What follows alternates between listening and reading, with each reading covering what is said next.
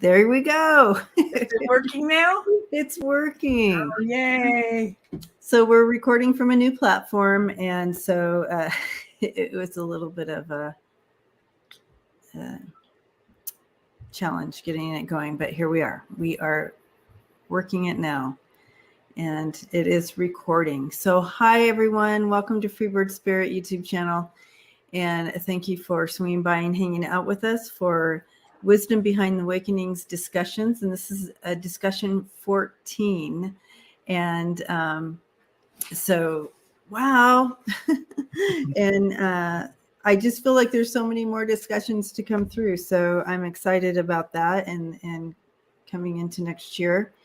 And I want to throw it out there, and Chrys, to everybody, if you have ideas of what you would love to hear about, or for us to kind of deep dive discussion on, please let us know in the comments. And we would love to, as this is a discussion that we're all having together, we would love for you to be involved in that. So please let us know.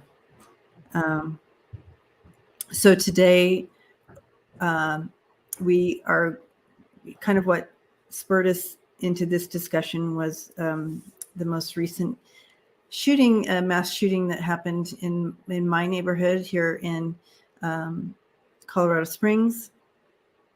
At the Q Club is what it's called, and it's an LGBTQ based club, and they offer all kinds of things. It's, the community here is smaller, and so this was the one spot that they have that the LGBT community could go feel safe and to be, because as society kind of wants not to see that or whatever, and I know there's better words for that. But so we find and we create our own spaces, right, where we feel safe and that we can just express and be ourselves. We can hold hands, or we can dance, or whatever, and not feel that we're going to be judged or hurt or beat up or killed or whatever. And here in this space, someone came and in intent to kill a lot of people, and but luckily a couple of people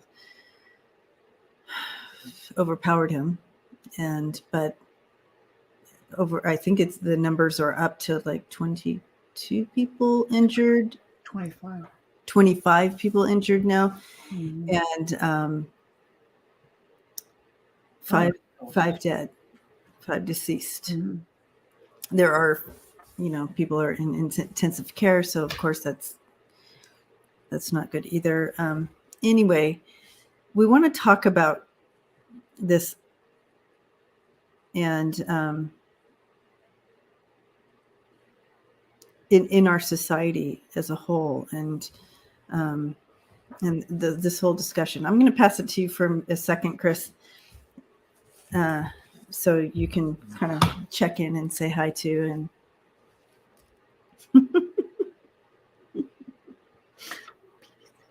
peace. Yeah. Violence. Well, the irony for me, there's so many. When you and I talk about it, it's like there's tentacles attached to this, right? There's like a million ways that this brings stuff up. Partly because it's jarring, so it jars a lot loose, right? But I have a degree in nonviolent studies. And that was one of the thoughts I had today was, oh, look at that. But it didn't come out of nowhere, it came out of this massive history. I mean, think about Gandhi and Martin Luther King, and those are just the two men that we've talked about. There are tons of women who've been doing this stuff too, about how to deal with creating social change in a way that both makes visible what violence does and doesn't use it as a tool. So, so that came up, but that's more in the vein of solution stuff. I think I was so upset yesterday. I go and then when you guys came on and the three of you were crying and I was crying, and I'm just sitting there going, how many more of these things do we have to see, live with? How many more of these stories? And the image that kept coming in was of the African Americans who were doing Bible study when that white guy came in and shot them all to death. It's that sense of, and you said it when you were on yesterday, it's like a sanctuary, Yeah. I mean, it's not really a club. It's really it's a safe place. It's a safe space. And you're right. It's a place where you don't go and be scrutinized. Mm-hmm. You don't have to deal with other people's reactions. And the other image that I was reminded of, and I think I mentioned this to you before, years ago when Rosemary and I took the kids to Provincetown, this nice, gay, safe space, right? And the place was jammed full of people, and we're walking down the street, and she and I are holding hands. And this woman walked around in front of us, turned around and looked at us. I mean, talk about dominance. Looked at us and said, "What a waste." And our kids are standing right there, right? And I was like, what? What? But it's this sense that it goes back to some of the other conversations we had. What does that even mean? Well, we can talk about that until the cows come home. But yeah, like what? Wait, what? It's the standpoint of someone who's in the dominant group who believes that their way is the only way. And that your job is as women, is to serve men and to have babies and to, you can go on and on with that. So it was that kind of message, like you're wasting yourselves away, not doing what you should be doing. That sort of stuff. And, that stuck with me. And it stuck with me because it was so emblematic of so many other things. But I wanted to read something to you. I think I told you that years ago when I did one of the first meditation retreats I ever did, was with Jack Cornfield. And on the third day, he did a guided meditation with us. And, and when we were done, he's like, what did people get? And people are standing up and they're saying, I got this. There's hundreds of people, right? And Eileen turned to me and she said, I said, what did you get? And she said, oh, Mother Mary came to me with my new life. She's crying. And she said, what'd you get? And I said, I got nothing. My dad comes, but he always comes. And he brought me a coin. And I stopped dead in my tracks. I was like, what? He brought me an I Ching coin, but I didn't know what it was. An I Ching? Oh. Mm-hmm. I did not know what it was. I could draw it, but I was like, I don't know what this is. So we left the work thing and we were at Omega and we went to the bookstore and I drew it. And I said, what is this? And this woman goes, I don't know. So then we go over and we have coffee and this woman comes walking up the stairs. And we talk about synchronicities. She had a giant I Ching necklace on. And I stopped her. I was like, what is that? What is that? She said, it's the I Ching. I go back to the bookstore. She goes, oh, the I Ching. Yes, we have a kit right here. So I taught myself the I Ching after that. And I've been using it for years, right? So when we were talking about today, I thought, and there's an app on my phone that actually is really quite good. But I asked the question, how should we talk about this? And the answer was pushing upward. Pushing a what? Pushing upward. Pushing upward. Yeah, you can see it here. I'll show you. Can I show you? I don't know if I can show you. No. Okay. Activity grounded in truth brings progress and good fortune. It's a time when great progress can be made through effort of will. However, it's essential that all your activity be characterized by humility, conscientiousness, and adaptability. Progress, as a tree does, bending around obstacles rather than confronting them, pushing upward steadily but gently. And then the relating figure, the first one is as above, so below. So below. Mm-hmm. The confidence needed to push toward upward is found not in our egos, but in our relationship with the sage.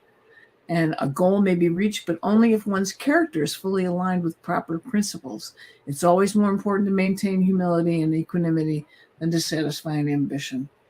All barriers to progress are removed. The degree of success will be determined by the closeness of your alliance with the sage. So I sat there going, oh, look at that. Okay. And then the relating figure is a time of darkness comes to a close. Wow. So, yeah, yeah. But there's so many feelings attached to yesterday. There's so many feelings. Or Saturday. Well, it's hard not to take it personally. Yeah. And because we are all connected. Yeah. And, when we say family, we mean, there's family. Yeah. And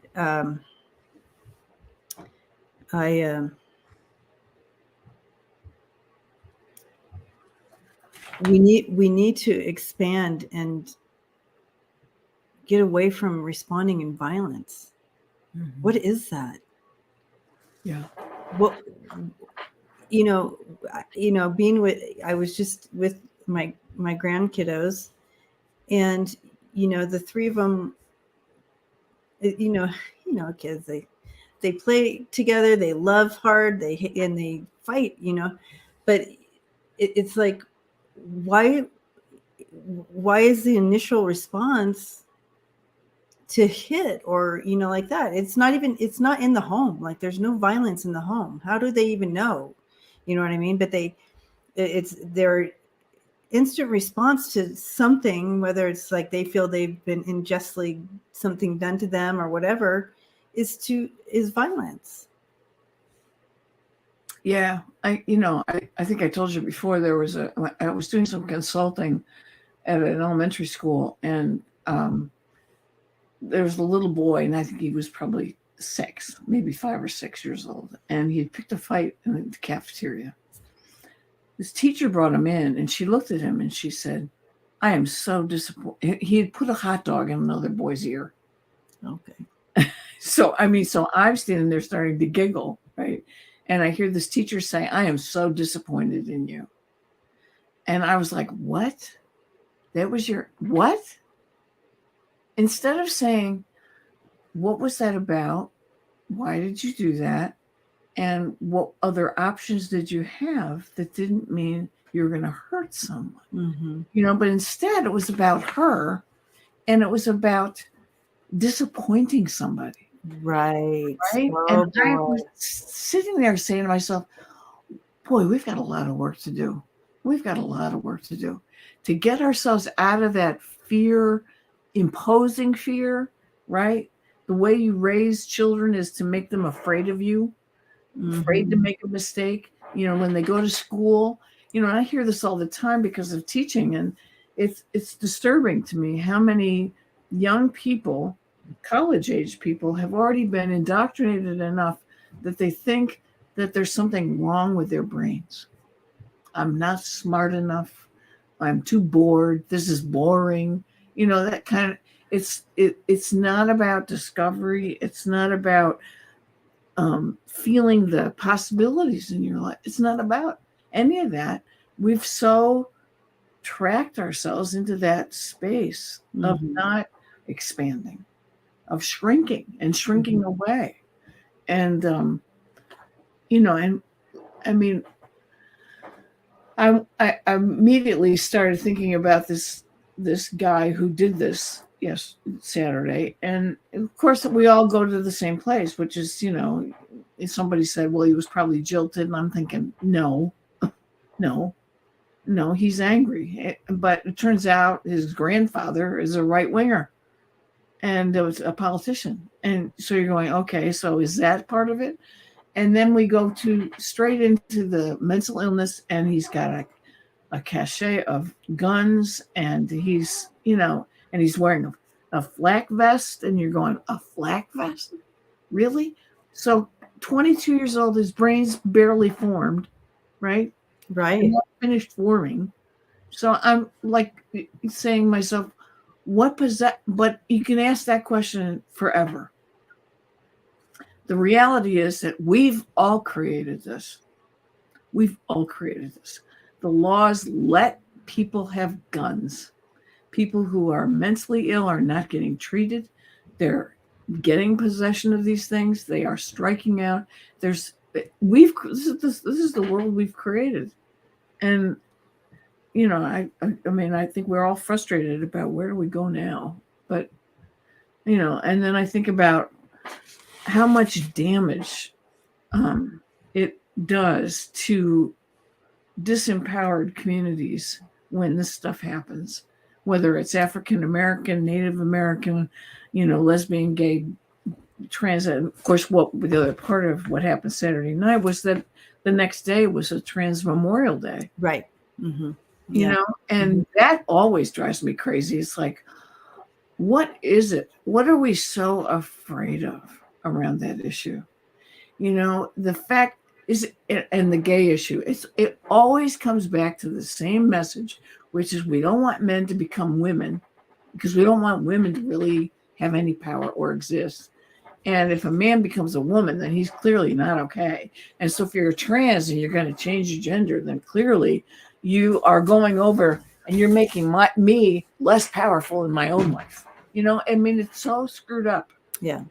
I remember my brother-in-law said to me, what do you think about all these trans people who are competing in major sports events? And I looked at him and I said, how many? And he looked at me and went, what? I said, how many are we talking about? Well, I don't know. I said, are there a lot? No. I said, 1, 3 out of, I mean, why are we doing this? Why are we so freaking carried away about what somebody else does with their life and their body is theirs. It's theirs. This doesn't belong to you. It's not a reflection on you. Why are we doing this? And I'm going to get off my soapbox now. No, I'm enjoying your soapbox. I could go on and on forever about this, but yeah. Well, no, I've been watching it for as long as I've been alive. Exactly. That's why we're having this discussion. Yeah.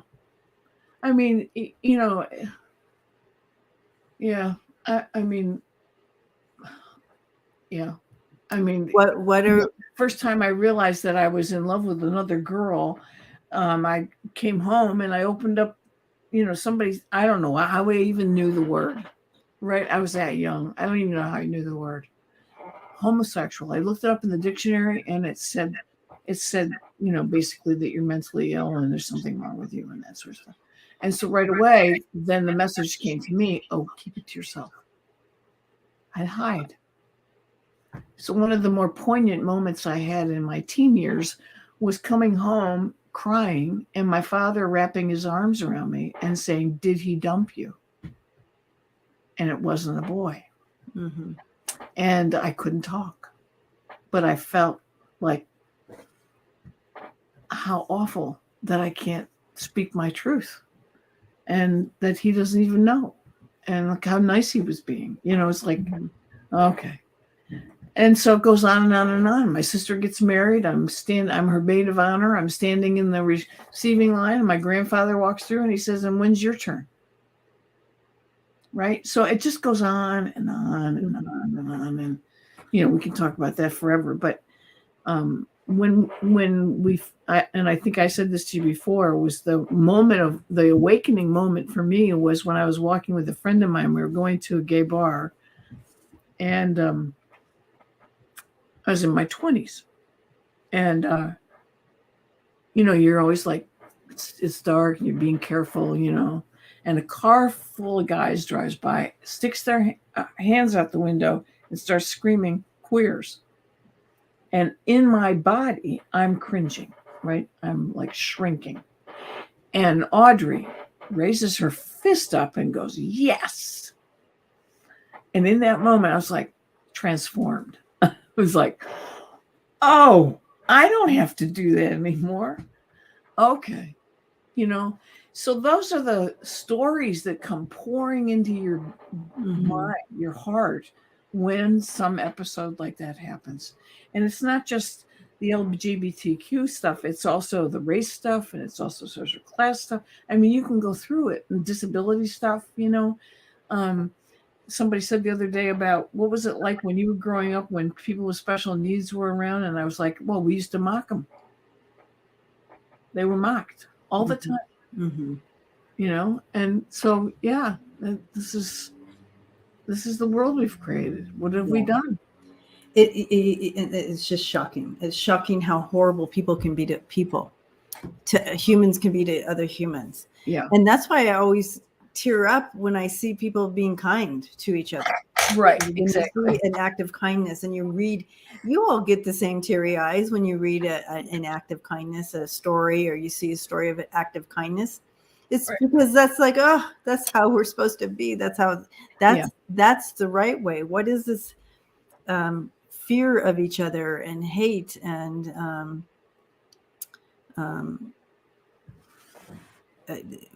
what's the other words I'm looking for here? We create this something that we don't understand. You talk about people with disabilities.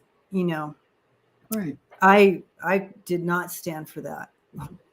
Even when I was very, very small, like little, I had an understanding that person had some challenges there. Right. And who are you?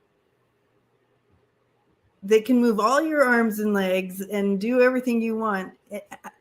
So I was blessed to have come in with some moral understanding. I have no idea. I was always grateful, because I'm like, other people don't think, not everyone thinks as I think, because of course you have the bullies who are bullying those who have disabilities that cannot change what's going on. Right. But anyways, today we're talking about the LGBTQ plus issues. We have all these.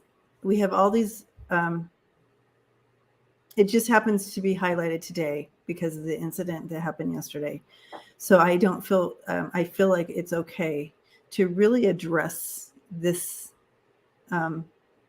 this portion of us, the LGBTQ plus portion of us.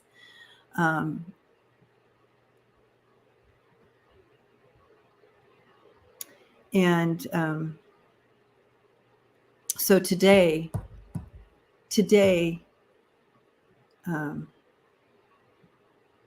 I want to say to that family, I want to say that you are loved and that you are seen. To every day, with all the marginal groups that we talk about, there's times that we get we get a month, right? So I feel like, is it March? March is Black History Month. Is it February or March? It's March. You talking about Gay Pride Month? No, but I'm just saying we all get our months, but today is because of what happened yesterday. I really want to focus on that. I just want to say that. And these issues and the history of the issues. Like you had to, in your 20s, you had to sneak into a bar that at any time the police had the right to come in and beat everybody up and to put people in jail if they wanted to. Right. And at that time, from my understanding, there were still mob people involved in most of the bars, and they would buy up the LGBTQ bars, the gay bars, and they would do that not because they were so supportive of us. No, it was because of the buying off of the fear. fear and buying off of the police department and all, there's so many layers to that. Yeah. So then in 1960? It's 1969 when the riot happened. Stonewall, when we're able to finally stand up against this and make some changes. Just to be able to go to a space that we could be us in, right? Without fear of drive-by people shouting at us and all that kinds of things. So that was in 1969. It is now 2022, and people are still afraid to walk down the street holding hands. There's still an underlying fear. You have people like your friend Chrys, who said even in 1960 was able to raise and go, yeah. Well, that was also the peak of those movements, right? Yeah. So there was some passion there. Yeah. But know that there's still that underlining thought or underlining fear in the back of people's minds when they're walking down with the person they love down the street or out at a restaurant or anywhere. There's an underlining fear of confrontation of one sort or another. There's also, I know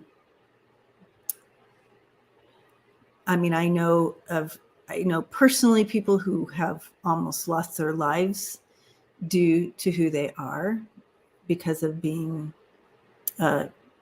beat up by a gang of people while walking home alone. Not alone, but with their partner or whatever. Just walking home.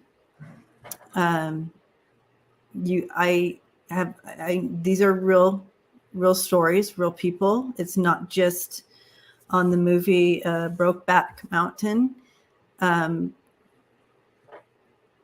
That gave you a glimpse, but that's real life. That's real stories, real life. So Chrys, I'm going to hand it over to you first because I can see some stories. Well, there's the story of Harvey Milk, right? See, one of the things that comes out a lot when you and I talk is that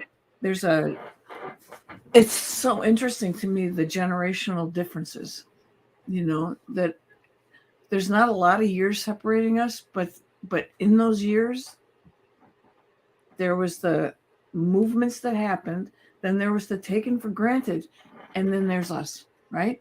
And so what we bring to the forefront, I think, is that in just those few years, there's, as I said, just a few, there's a gap. There's a really significant gap. Harvey Milk do you know who he was? Was he like the mayor? He was assassinated along with Mayor George Moscone. Okay. So that's where the San mayor Francisco. comes from. I knew there was a mayor connection. Right. There's a reason Diane Feinberg has been in the Senate. It's because she was the key person making all the speeches when this happened. And there's a film, I wish I could remember the name of the film. There's a film that was made. I used to show it all the time. I don't see it here right away. But anyway, there's a film about the whole story, and it's really, really powerful. Do you remember the name of the film? I might have to look it up. Oh, you don't have to look at it. Anyway, yeah, I'll find it somewhere here. But what's his name? Harvey Milk. I'll look it up while you finish your story. Moved to San Francisco in 1972 and opened a camera store, and he was an out gay man. And then he became a supervisor. But he was dubbed the mayor of Castro Street. And then there were these huge battles going on. I think I mentioned. Well, it's called Milk. Yes, it's called Milk. It is called Milk. And Yeah. so, But it's a really powerful film because what you see is that after he gets assassinated, the people who poured into the streets to actually that's the movie about him. That's that's the movie. Okay, that's not the film. Okay. There's a documentary where he's actually in it. But Dan White was also a supervisor, and he was really bothered by Harvey Milk being this out gay man who was a supervisor, and he lost it. And his defense, after he killed Moscone and Milk, his defense was that he ate too many hot dogs. That was called the hot dog defense. And he got off. He assassinated them both, and he got off.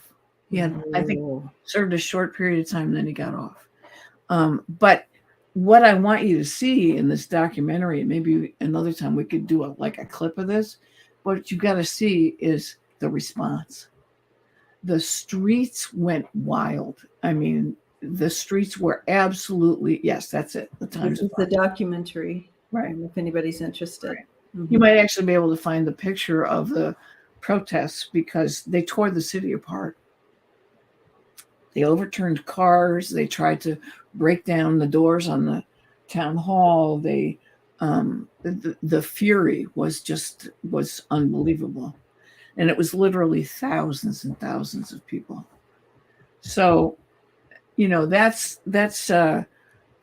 Stonewall was one episode, but this episode was massive.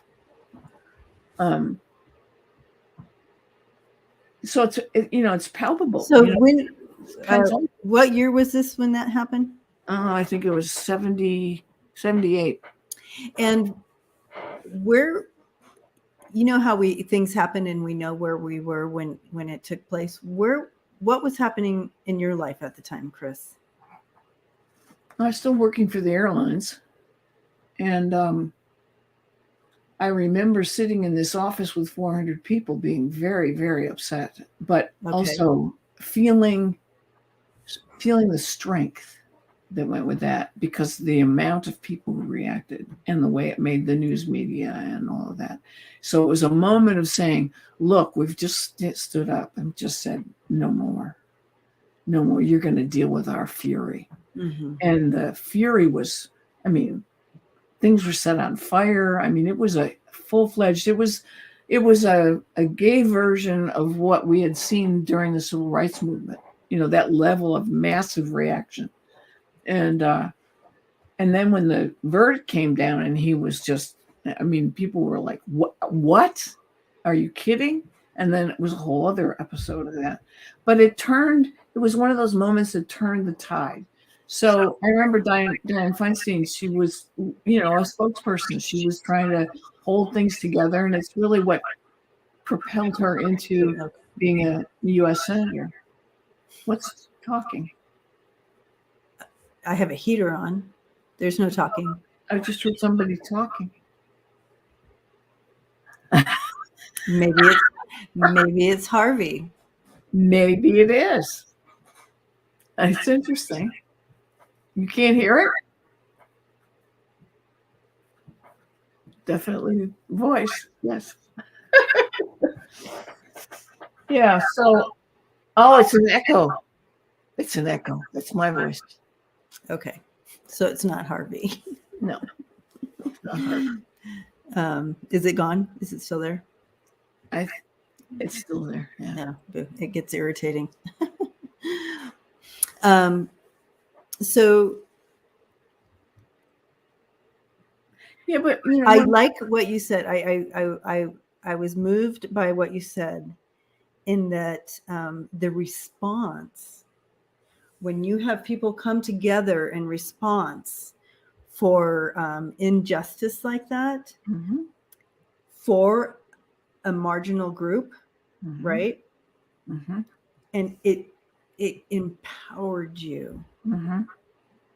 Yep. And it gave it there. I think that was also, that's kind of an awakening too. It's like, mm-hmm. okay, here's a shift. Mm-hmm. We're moving forward. There's going to be change. Yeah.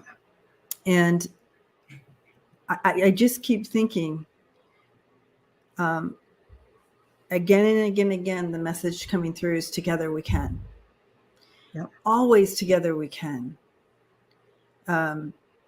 So we take and make change, not alone, not just the gay people, but everyone. We need everyone to come together that has enlightenment and understand we're having a human experience, and they don't fall under the trap of fear or I just don't understand them, so I want to kill them. I mean, any of those types of scenarios. We need everybody's voice to create that shift of bringing in equality for all. And will there ever be a time where we can gather together and not be in fear of violence towards us one way or another, being assaulted one way or another, whether it's a voice assault, whether it's a physical assault? Assault is an assault. And will there be a time? Is it coming? Is this part of it? Is this latest thing part of creating that awakening, that shift? Does it have to get worse before it gets better? Does it, why such a violent reaction towards a people? There's the Sun card. That dropped out of, I found that on the floor before we started talking. And I picked it up and I thought, why is that there? And of course, what you got on the bottom of it is take back your power. Take back your power. Come out of those shadows. Yeah. Come out of the shadows into Shine light. your light and take back your power. The whole strategy in the gay rights movement to gain some level of acceptance and equality was to come out. There was a whole huge movement of coming out. And, I was part of that. And it was terrifying because, I had my first partner and I worked at this airline with 400 people and they all knew, but we didn't speak it. They would tease us. One woman used to call us Bonnie and Clyde. So it's kind of, now it's funny, but back then it was scary. And I needed to come out to my family. And so I was part of a whole lot of people who were doing that at that point. I went to a therapist. She helped coach me through it. Basically said, don't announce it. Just live your truth. Just live in it and they'll figure it out. And my mom called one day and she said, meet me for lunch. And she's basically saying, I know. And she's smiling and I'm going, what do you know? And she's saying, I know. I don't make me say the words. And I'm going, oh, you say. So the short story is she didn't accept it. She never really accepted it. Even on her deathbed, she was still trying to figure it out and come to terms with it. My dad rejected me for 2 years. I mean, he told me accepting me was like accepting a sex maniac. And, it was, and I had one friend whose family sat Shiva, declared her dead because she was gay. And then there's all those stories I think I told you about before about a friend who was killed in a car accident and her family, the homophobia that came out around that was just massive. But it was a moment. And that was recent, you guys. I just want you to say that was recent. The one where that you're talking about the new one. I'm talking about the one in the one that happened in the was around yes 79 or 80. So it was around that same moment. And they'd been together for 7 years and they were in a terrible car accident. And we went up to the hospital and we became her name was Chris's family, because she had a fractured skull, and her partner was on life support. So we became Chris's family, and in the process, Nancy's family chose that moment to go to their apartment and take everything that was Nancy's out of her apartment. And then when they had the funeral, the family wouldn't let Chrys into the church. And they wouldn't let her into the funeral home. So, this is one of my more painful memories, but a group of us dressed up in 3-piece suits went to the funeral home, physically held onto the arms of the funeral directors and escorted them out, wheeled Chrys in so she could say goodbye to Nancy. And then when they went to the cemetery, the family was going to stand around, and we moved in and gave Chrys priority. It was, you could say that was probably too much, but at the moment, No, I don't think it was too much at all. And they had dinner with this family every Sunday. So, it was so incredibly violent. You don't have to shoot people with a gun to be that violent. Mm-hmm. And it left a mark on all of us for a very long time. And Chrys never really fully recovered from it. She never did. It was a really horrific story, and one that informed my life forever. And so then when the episode you talked about happened this year, you guys, when Deb and Pat were driving, a guy drove into them head on and killed Deb and her mother, Pat, and they never notified her married partner. So Deb was married, mm-hmm. and they never even notified her. Anita. She was married to Anita, wife. And they never notified her wife. She was going around looking for her partner, couldn't find her anywhere, didn't know what was going on, had just come off of her night shift, and was knocking on people's doors. Have you seen Deb? Where is she?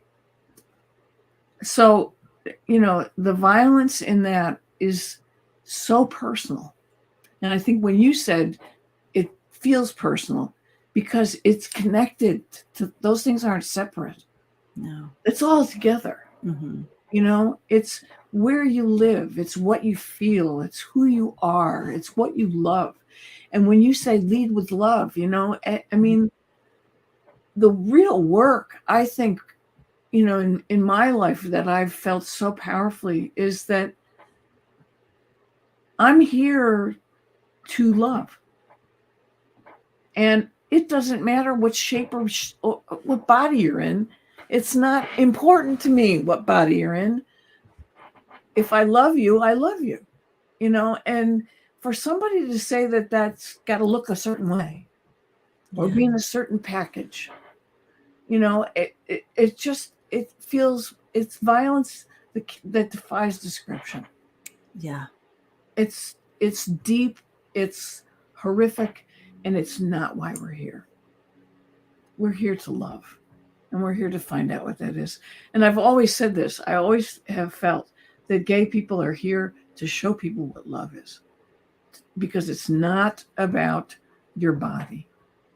Even though gay people get caught in that same package, it's really not. It's about who you love, not how you look, mm-hmm. how able-bodied you are. Mm-hmm. It's not about anything. How old you are, none of it. That's all an illusion. And when you keep saying stuff about we've got to get rid of the narratives, those are the narratives. Yeah. The narratives are, and you can almost, I raised 2 kids, helped raise 2 kids, going into their schools. That one of the first times I went in to pick up Molly at junior high school, the kids were changing classes and they were screaming at each other, "Oh, you're gay. Oh, you're gay. No, you're gay." Right? I mean, it was a chorus. And I was like, what? What is this?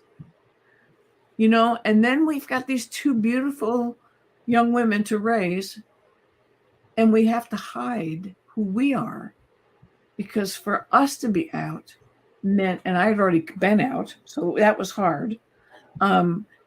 But we had to hide it because otherwise we're coming out for them with their friends, right? So it became this thing that was always being managed. Mm-hmm. And so to get today, 2022, where the Senate just passed a gay marriage law that is now going to the House, and that we've got the Supreme Court having made this decision, but now we've got a debate because Amy Coney Barrett, apparently it's against her religion, so they've been asking her to recuse herself from this new gay rights case. Yeah. And it goes on and on and on, and then we have this young man who's clearly not okay. I mean, I'm not going to trash him because we've created him. We created him. We've got a news media that says things like, if it bleeds, it leads. We're going to live in fear. We're going to keep telling you fear. And then we've got these idiots who are out there, this, Marjorie Taylor Greene and Donald Trump, who spew violence and vile stuff and lies every other minute. And we keep giving them press time. Yeah. Right? Mm-hmm. I mean, I sat there saying to myself yesterday when I opened up the New York Times, I was like, why do I have to keep looking at Donald Trump? I mean, didn't we have enough of this? And then today on YouTube, there's like several Marjorie Taylor Greenes. I'm like sitting there going, why are you giving them so much airtime? You're feeding it just so you can make money from an advertiser or have a follow. It's like, what are you freaking doing? So, yeah, it's very frustrating. And then I think that's what happens when something like this happens and you're smiling. But, you just start to erupt because all this stuff it brings it to a head. Yeah. But sometimes giving air to their stupidity offers people an avenue into see what you're voting for. This, but yeah. But I think one of the really important pieces to understand is that we've created these things. We're all responsible because we've allowed it. We haven't protested it enough. We haven't stood up enough. We haven't voted enough. We've helped create it. We've raised our kids. We've said to them, be afraid of death. Be afraid to be gay. Be afraid, look out for black people. I mean, we've created it. When we stop, when we say enough, it'll stop.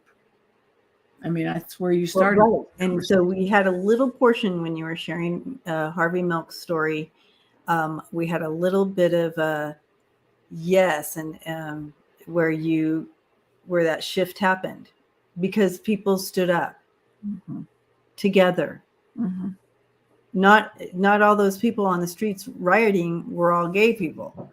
People who believed in love and understanding of humanity and the injustice of the inequality here stood together. So together we can. The question I have, Chrys, is where do we begin to stop the violent reaction people have towards gay people? Why is it such a violent reaction? Why do people feel like they have to beat you up or kill you? Okay.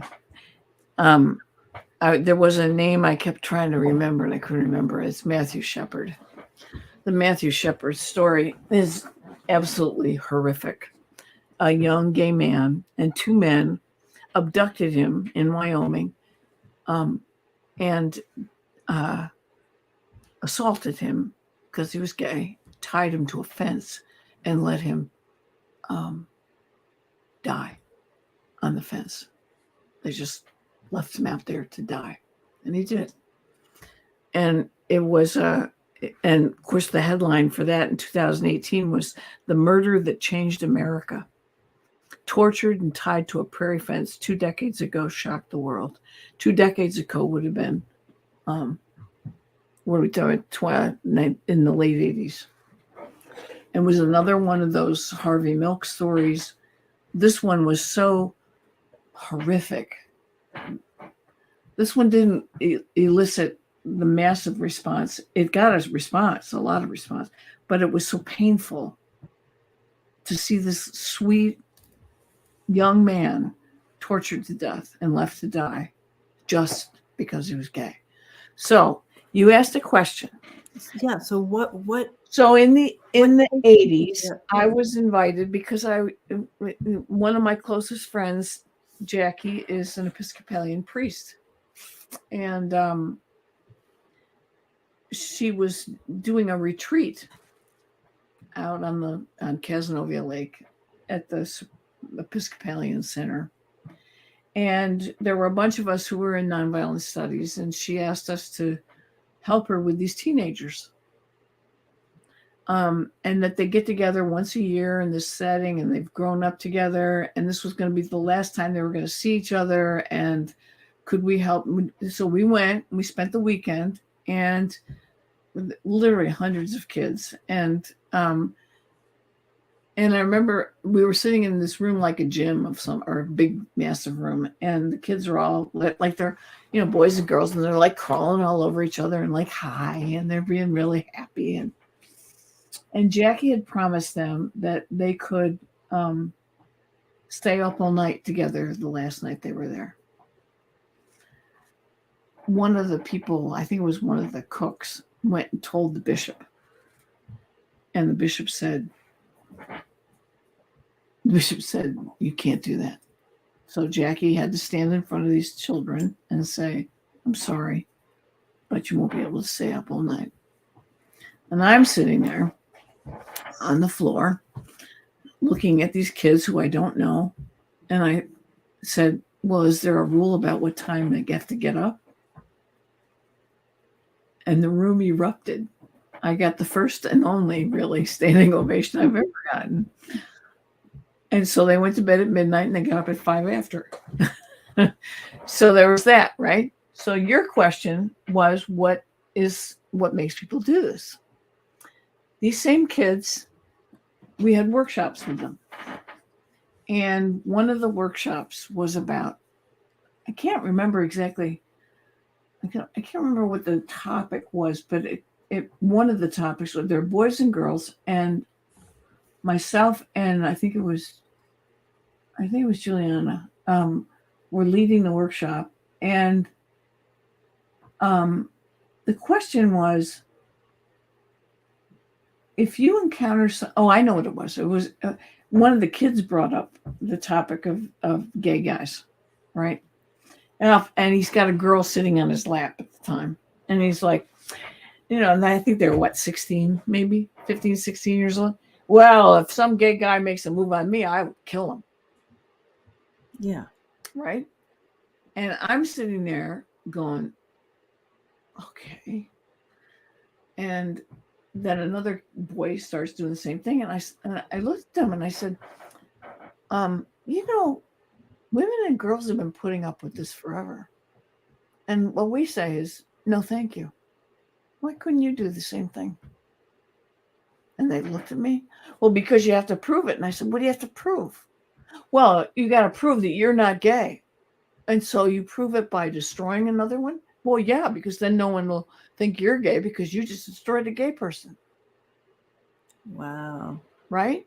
I learned a lot in that moment. I mean, I carried that with me when I was teaching gender for years and years. So, it was a moment. We've got to annihilate them so that people will know that we're not gay, which is like why I think somebody said it yesterday when you were doing the show yesterday. Somebody wrote in and said, is it because he was rejected by somebody? He could have been a closeted gay guy.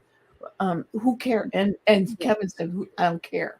Yeah. Who cares? I don't care. Mm-hmm. Because that's not what your answer should be, and it's part of male culture, right? It's the same part of male culture that allows for domestic violence or sexual abuse or sexual assault.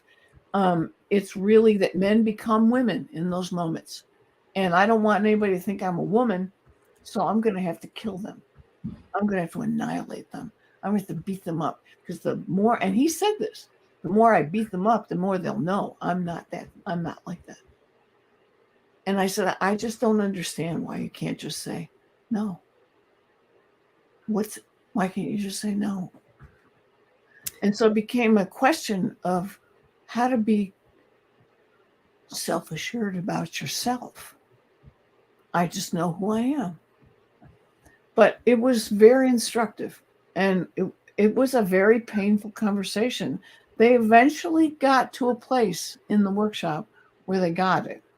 I don't know if they lived it, but they got it, you know. But it was so instructive for me to see how that manifests. And so would have it helped to ask him what is it about gay that you want to destroy, and make sure that no one knows it, no one believes that you're that? I mean, what in that construct or whatever belief scares you so much that you the history around violence against gay men is about destroying the feminine in them. That's what the history of that is. Goes back the history about violence. All the way back in circle of destroying the women. Okay. Yeah, right. Feminine. But the history around violence against gay women is about the same issue, only it's reversed. Usually that violence is I'm gonna rape her. Yeah, I'm gonna show her. Show her what she's missing. Because what she just did was reject my penis. Right. You know, so it's really, you know, we've talked about the way in which institutionalized heterosexuality works, but this is part of it. This is part of it. It's institutionalized. You know, just like systemic racism works, systemic sexism is there too. I'm right on the edge of sort of becoming, get on a soapbox, but you know, it is what it is. You know, there is a reason that I became a gender specialist, but there's also a reason why I stopped. Because, you know, you can learn that, you can see it, you can feel it, you can live it. And then when you get to this point in your life, you're like, somebody else has got to pick this mantle up, because I can't keep doing this to my heart. It's just such a,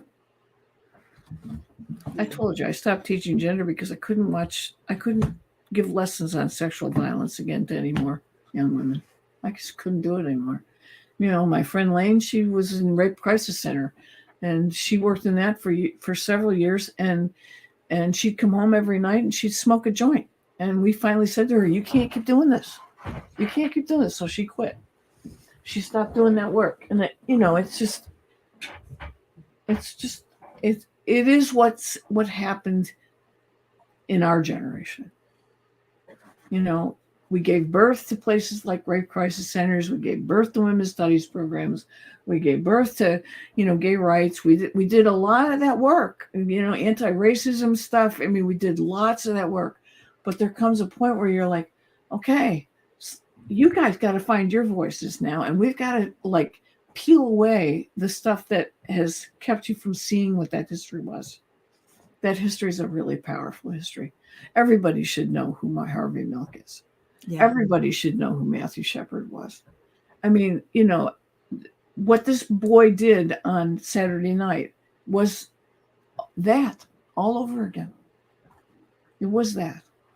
And we've had so many episodes of those kinds of mass shootings that now we're numb, and now we're not in the streets about it where we should be. And now we're just sad.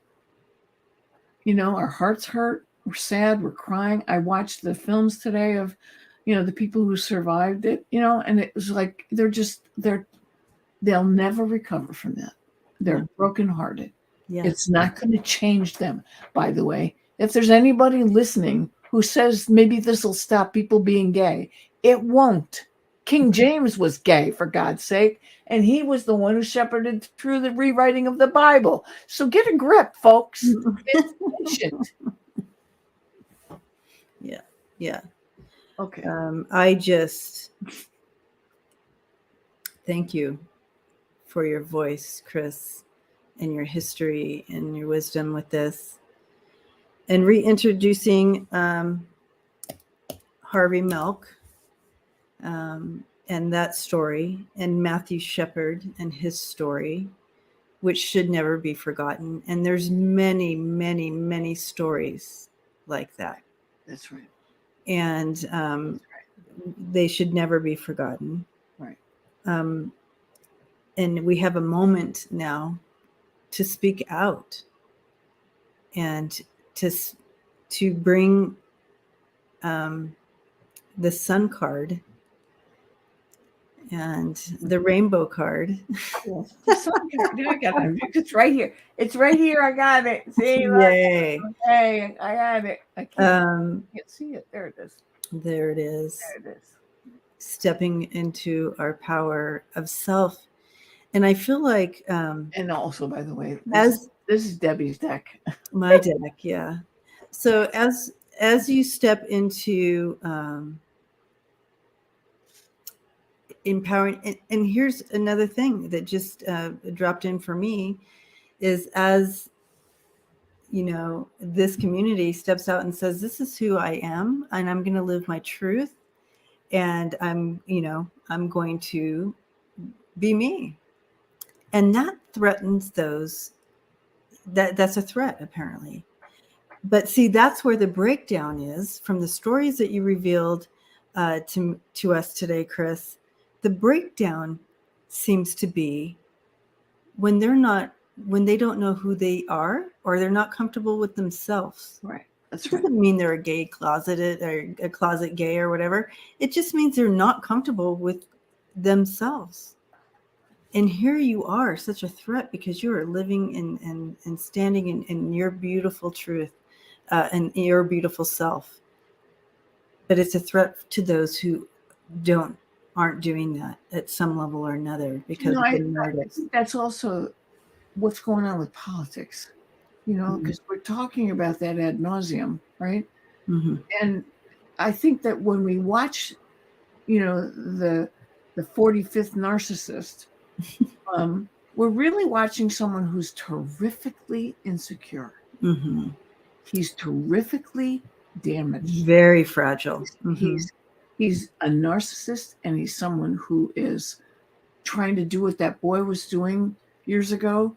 He's trying to destroy everything around him to make himself feel better about who he is. Yeah. And that's what we have to stop. And, MTG, the same sort of thing. It's like, one of the biggest enemies of women generally are other women who hate themselves.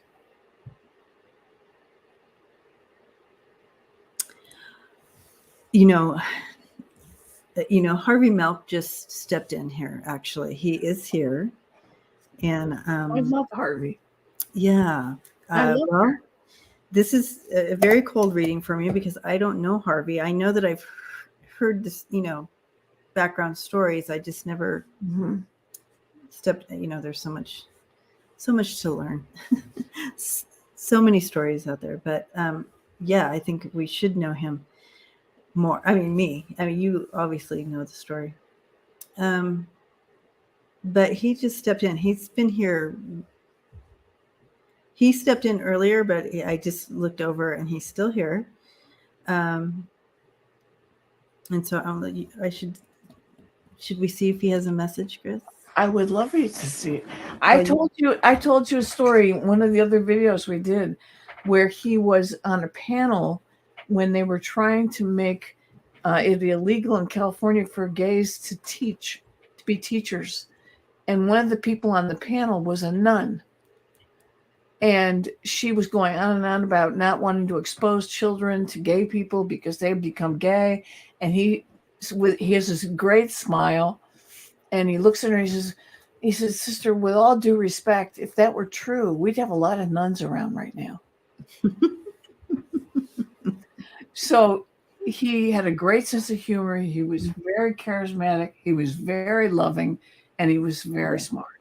Yeah, I do sense that right up. So let me See what he has to say. See if he has a message coming in for us today.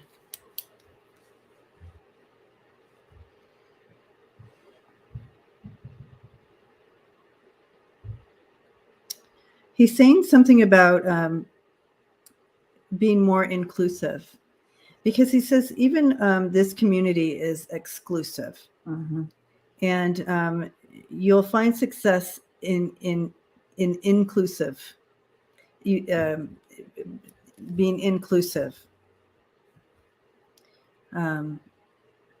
It's almost like we've built up our own walls again, that were already broke down. So he wants us not to go backwards. He wants us to stop being exclusive. We think that we're all inclusive, but we're not. Even within the group, he says, even within the group of, even within the LGBT community, you'll find little snippets of groups that have this hierarchy feeling. He says that needs to stop, people. He says, folks, that needs to stop, folks. Even within the LGBT community, you need to stop having any hierarchy of, well, I'm more gay than you. This is not a contest.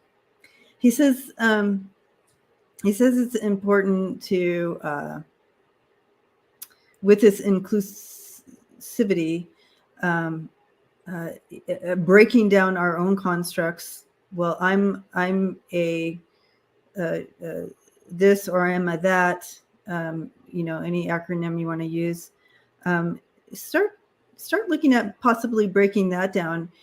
You can still have those terms so you understand kind of, so you can identify, and so people can grab onto that, he says. But it's important to go to the core of it, and the core is love. And he says, Chrys, you have that right. The core is love. And we always say love is love, but until our own community really lives in that too, how will others be included into that? Start loving each other in the community better. Do better. Love better.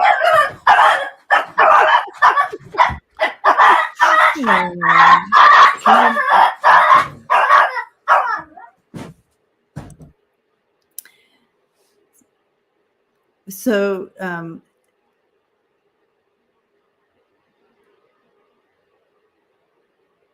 okay.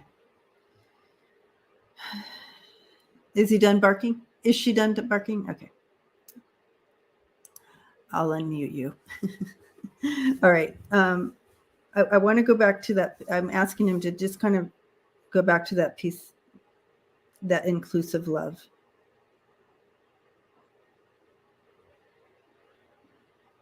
Yeah, he continues to talk about the infighting. No more infighting. It's okay. There is no hierarchy. We're just humans having this experience, he says, remember? And so it's important to be more inclusive. He's going back to that. Be inclusive. And that will help with the advancement of others around you being in, because if he's saying there's layers to this, but he said this is the start. This is where you start. And do you have a question for him, Chrys? Do we have any questions for him while he's here? I love him. Oh no, he's wonderful. You would totally have loved him. I loved him. Yeah. I still love him. Yeah. No, he was one of our teachers. He was He says, Chrys, did I teach by my mouth or by my example? both. Yeah, exactly. They weren't separate. Yeah, they weren't separate. He was by example. He was love. He loved everybody. He was such a threat. I mean, Dan White exemplified the threat. You know, he was such a threat because he was lovable. He loved everybody. He was charismatic. He was kind. And he lifted people up. And so Dan White couldn't handle that. Couldn't handle that a man who loved other men in the way that he did would actually lift everybody up. He couldn't handle it. Yeah, I mean, we talk about the Martin Luther Kings of the world. You know, Harvey Milk was one of them, and joyful. You know, going and gay pride parades. You know, he'd be like on a float. He'd be, you know, just happy, and you know, he made you smile. Yeah. So I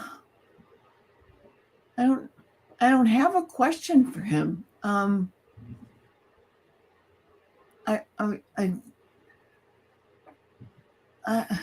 only thing I can think of is how important it is that we get these histories out.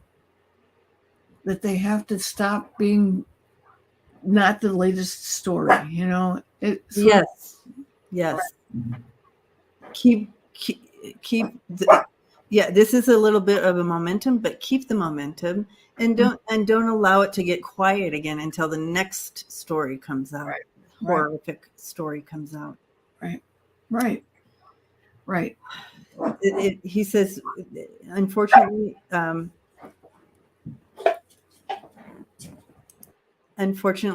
it's going to be,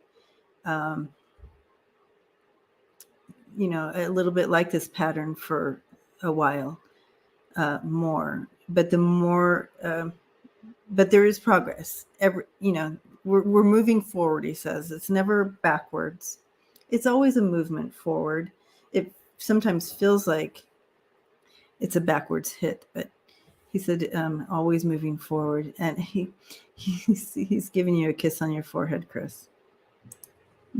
Isn't that funny? I just felt this right here. Right there. Mm-hmm. Thank you. Oh, gosh. He wants to come back and have another conversation. And so we will. Yeah. And we will do that again. Yeah. He says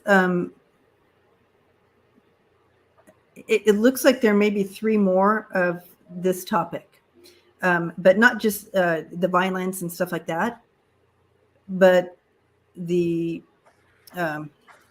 issues. How do we raise a community? How do we raise community? Yeah. Right? That's really the key issue. And it's one of the things that drew me to what the psychic mediums have been doing is they're building community, but it's a consciousness community that focuses on love, that you know, people like you lead with love, you know, and people around you are all about that. And last night's episode where there's 3 of you who are out, you know, and sad but leading with love, and you know, that's got to grow, and it is growing. We are watching it grow. And, but to get some of the others to do more of that than talking about, you know, when is Trump going to get indicted? When he gets indicted. I mean, you know, the work is really not that.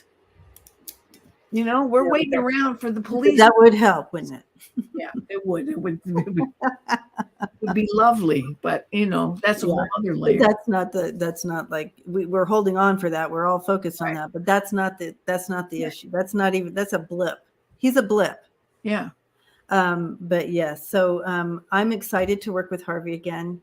He has pushed back a little bit, but he before pushing back, I did take some notes, and he wants to do 3 more episodes, and but of course we'll brainstorm behind behind the scenes on Well, I what. do have a question. The question is there a woman who he would suggest that you cover on Monday nights?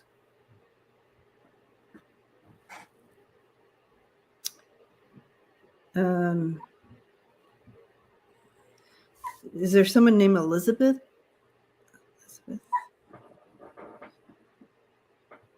Elizabeth. I keep hearing an Elizabeth. Elizabeth who? Is it, and it's Barter or Bart or I'll work with it a little bit and see where he's taking me with that. Names are hard for me, but he's trying. All right. Okay. Okay. So blessings, everyone. And thank you for hanging out with us today on this hard topic. Or not topic, but discussion that needs to be talked about, needs to be discussed. We're not going to hole up and be silent. And so, but thank you for hanging out with us. And I know we went a little bit over than usual, but wow. But Harvey came. Harvey came. Harvey Yes. came. Harvey came. And so, anyways, connecting in, hugging you, and we'll see you next time. Thank you. And can't wait to hear your comments below. And we'll see you again next time. Love you, Debbie. Thank you. Love you too.